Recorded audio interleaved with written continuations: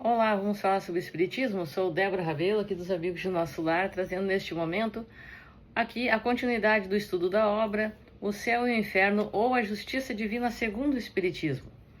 Estamos aqui no quarto capítulo, Espíritos Sofredores, segunda parte, Exemplos, hoje com a manifestação de Lisbeth. Vamos lá então?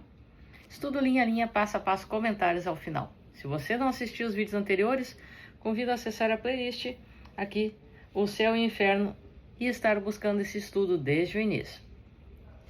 Bordeaux, 13 de fevereiro de 1862.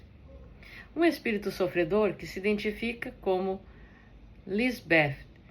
1. Poderia transmitir alguns detalhes sobre a sua posição e a causa de seus sofrimentos? Sede humildes, de coração, submetei-vos à vontade de Deus, sendo pacientes nas provas, caridosos com o pobre, encorajadores para com o fraco, sensíveis a todos os sofrimentos, e não sofrereis as torturas que eu suporto. 2. Se faltas opostas às qualidades que acaba de exaltar assinaram-lhe a existência, parece-nos que lamenta o fato. O arrependimento poderia trazer-lhe alívio? Não, o arrependimento é inútil quando é apenas consequência do sofrimento.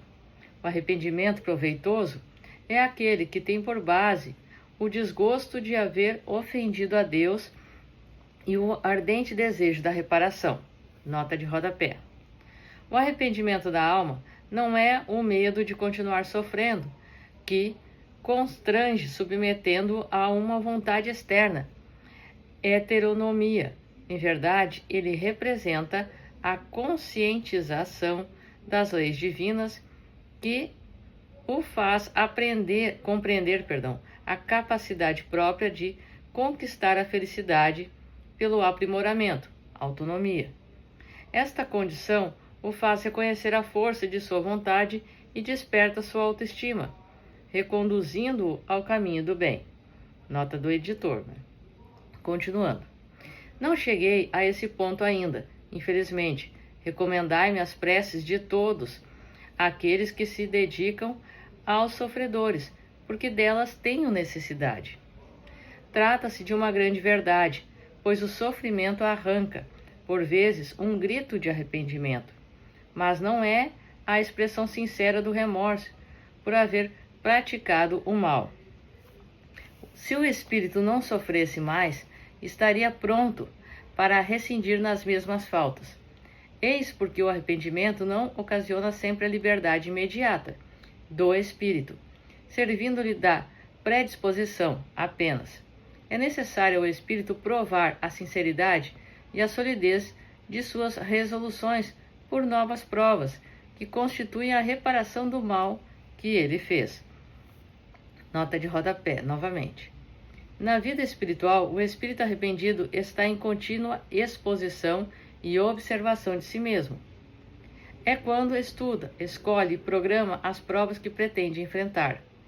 Na encarnação, com o esquecimento das resoluções, a vivência consciente das circunstâncias e as escolhas feitas atestarão a sinceridade e a concretude de seu aprendizado.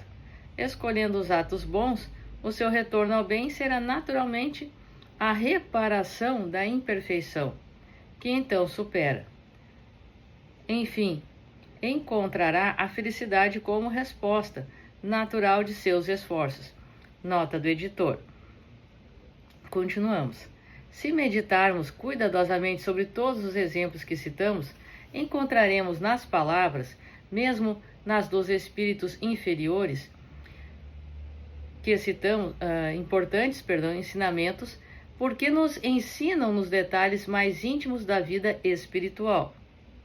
Enquanto o homem superficial veria nesses exemplos apenas narrativas mais ou menos pitorescas, o homem sério e ponderado neles encontrará um abundante manancial de estudos. 3. Farei como deseja.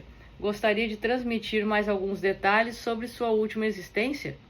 Daí pode resultar um ensinamento útil para nós, assim tornando o seu arrependimento de alguma forma proveitoso. O espírito demonstrou grande indecisão para responder esta pergunta, e a algumas das que se seguem. Nasci em meio elevado. Tive tudo o que os homens acreditam ser para fonte de felicidade. Rica, fui egoísta, bela, fui vaidosa, insensível e hipócrita, nobre, fui ambiciosa. Espezinhei com o meu poder os que não se dobravam o bastante para mim, diante de mim, e ainda humilhei aqueles que se achavam sob os meus pés. Sem pensar que a cólera do Senhor também esmaga cedo ou tarde as mais altivas frontes. 4. Em que época viveu? Há 150 anos, na Prússia. 5. Durante esse tempo em nada progrediu como espírito? Não, a matéria revoltava-se sempre. Não podeis compreender a influência que ela ainda exerce, apesar da separação entre o corpo e o espírito. O orgulho, vede bem, aprisiona-nos em correntes de bronze, cujos elos apertam-se mais e mais ao redor do infeliz que lhe penhora o coração. O orgulho, hidra de 100 cabeças que sempre renascem, que sabe modular seus silvos venenosos, de forma que tomemos por música celeste.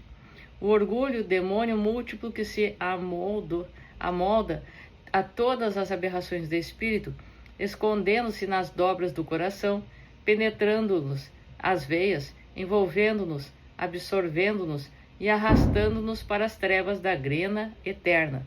Sim, eterna. Esse espírito diz que não fez nenhum progresso, certamente porque sua situação é ainda de sofrimento.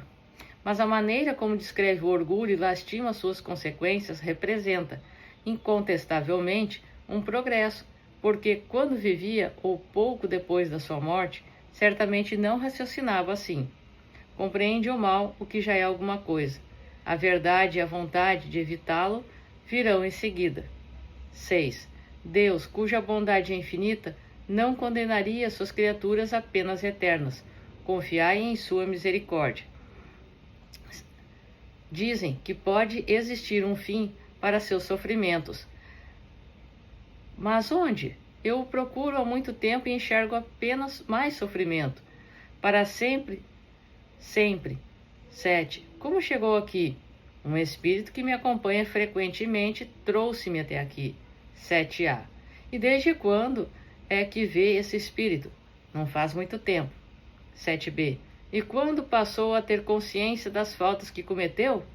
Após longa reflexão. Sim, tem razão. Foi quando o vi. 8. Pode compreender agora a relação que existe entre o seu arrependimento e a ajuda evidente que lhe presta o Espírito Protetor? Atribua esse apoio ao amor de Deus, que tem como objetivo seu perdão e a sua misericórdia infinita. Como desejaria que fosse assim! Creio poder prometê-lo, no sagrado nome daquele que nunca foi surdo à voz dos aflitos. 8a. Peça de coração do fundo do seu arrependimento. Deus ouvirá. Não posso. Tenho medo. 12. Peçamos juntos. Ele há de nos ouvir. Depois da prece. 13. Ainda está aí? Sim, obrigada. Não se esqueça de mim. 14. Venha inscrever-se aqui todos os dias. Sim, sim, voltarei sempre. Aí o guia do médium. Não esqueçais jamais os ensinamentos que colheis nos sofrimentos de vossos protegidos e principalmente nas causas desses sofrimentos, que sirvam a todos vós de exemplo para vos preservar desses mesmos perigos e punições. Purificai vossos corações, sede humildes, amai-vos, ajudai-vos, e que vosso coração agradecido não esqueça jamais a fonte de todas as graças, fonte inesgotável, em que cada um de nós pode saciar-se à vontade, fonte de água viva, que a um tempo tira a sede e alimenta. Fonte de água viva e de felicidade eternas, ide até ela. Meus bem-amados, e bebei com fé, nela lançai vossas redes, de onde sairão carregadas de bênçãos. Dizei-o a vossos irmãos, alertando-os para os perigos que podem encontrar. Espalhai as bênçãos do Senhor, que se multiplicam incessantemente. Quanto mais as derramardes ao vosso redor, tanto mais numerosas serão. Tendes as bênçãos divinas em vossas mãos.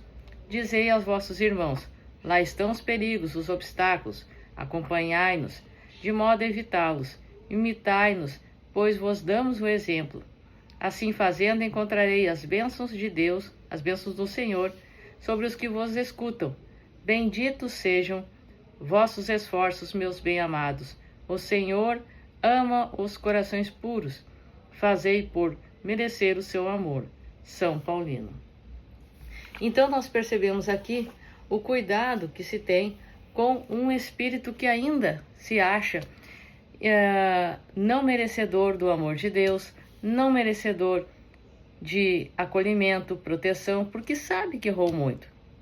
Percebe agora tudo isso.